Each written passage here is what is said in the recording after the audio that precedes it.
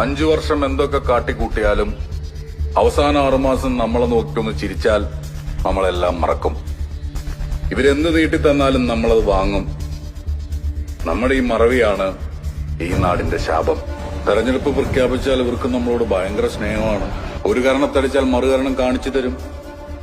നമ്മളുള്ളിടത്ത് വന്ന് നമ്മളെ കാണും. വീട്ടിൽ കയറിയിറങ്ങി വോട്ട് ചോദിച്ചുകൊണ്ടേയിരിക്കും.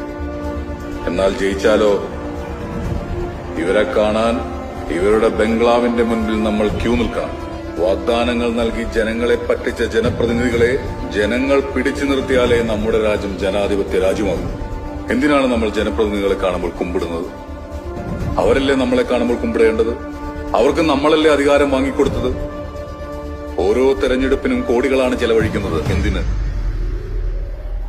ജനങ്ങളുടെ മനസ്സിൽ ഇടം പിടിച്ച നേതാവിന്റെ നേട്ടങ്ങൾ കാണാൻ ഫ്ലെക്സ് അടിച്ചും പോസ്റ്റർ അടിച്ചും